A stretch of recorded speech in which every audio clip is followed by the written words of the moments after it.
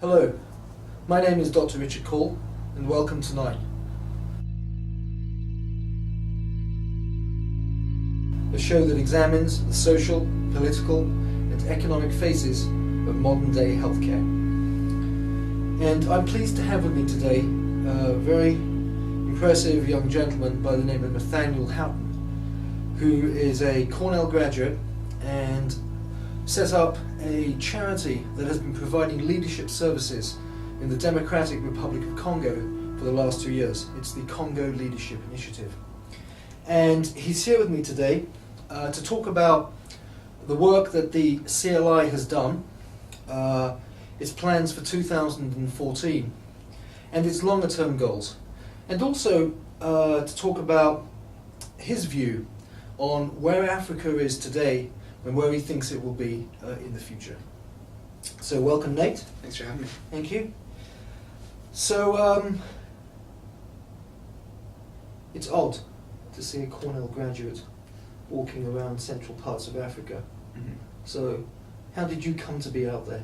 It's probably even more odd to see the stickers on the computers that I've sent over there, all over Congo. I first visited Congo in 2009. It was my second year of university. The reason I went was mainly adventure. I wanted to see a different part of the world, and maybe a part of the world that was most different than what I'd experienced. Yeah. And I was also idealistic. I wanted to make a positive difference. I was very interested in finding ways to create positive change in an environment that hadn't seen a good deal of positive change. But when I arrived in Kinshasa, I was 20 years old, and I quickly became overwhelmed by the depth of the development issues that Congo faced, and also by the number of development issues, just the sheer volume of problems. It seemed overwhelming, right? It was very jarring, I remember, as someone who was idealistic.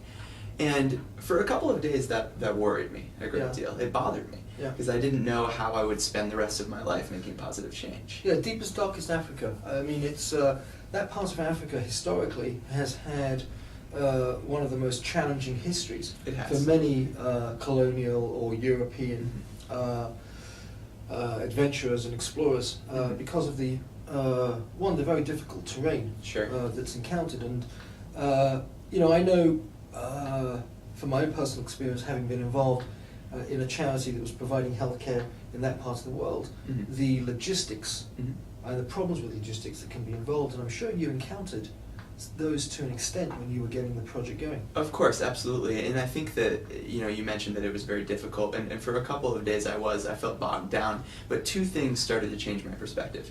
First was Congo's incredible potential as a country. It's about the size of the United States east of the Mississippi. Incredible landmass, resources that you can't even imagine. It's one of the most, if not the most, resource-rich countries in the world. Yeah. And the second was conversations I began to have with young people in Congo and their hopes and dreams, and in particular, the fact that they seemed to feel the same way that I did, that there was so much potential, but they didn't know where to go. And to me, that was the beginnings of a leadership training program that we created to unlock their potential. Yeah, now we talk about leadership, and it's the Congo Leadership Initiative. And leadership is a word that is understood, I'm sure, by different cultures in different ways, but there are also, I'm sure, some very common threads that go through that word and its variations. What do you understand by leadership? Well, I think you're right first in noting that there are differences. In a place like Congo, I think that the way that we've dealt with that, or that I've dealt with that most, is by making no presuppositions and not assuming that I knew anything. And still to this day, there are decisions that I can't make and don't prefer to make because we have leaders on the ground who know how to make those decisions. There are, however, I think an amazing number of commonalities between people around the world. And I think that leadership is an off-growth of that. I think that the young people in Congo who we've met and we've trained and who have inspired us every day understand the concept of servant leadership, in this idea that as very talented members of society, there is a responsibility to serve others. Do you think that the post-colonial history of Africa, and it was under the rule of invariably the French, the British, the Belgians, for hundreds of years. Do you think that the more brutal elements of that control were what Africans saw as, this is how we govern, this is the way that we govern. Do you think that the hangover from those days impacted initially some of the early African leaders? And do you think that that concept of leadership has changed?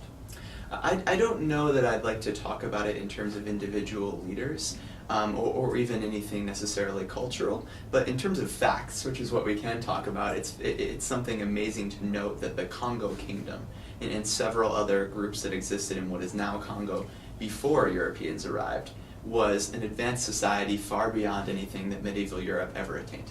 Right. And that things started to become very difficult when negative forces such as slavery, such as resource extraction and government from afar.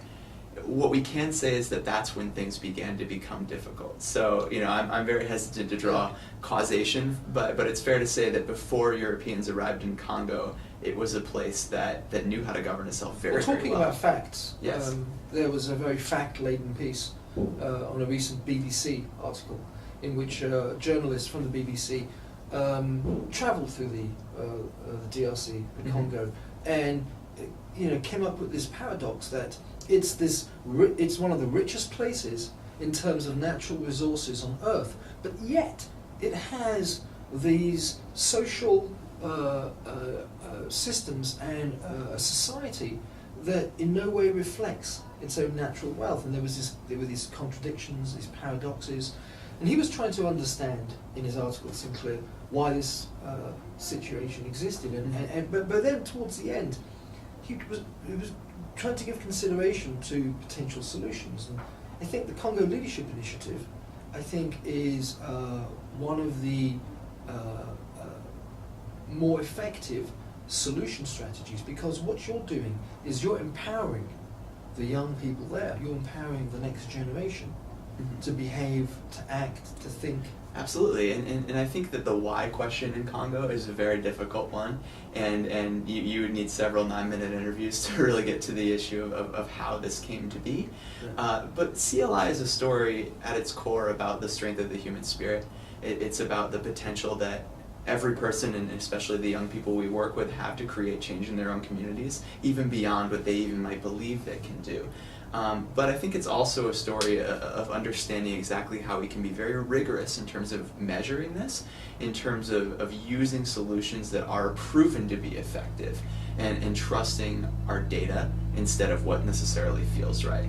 And I think many bad decisions continue to be made, especially by Western development agencies in Congo, because of what seems to be right instead of what actually is.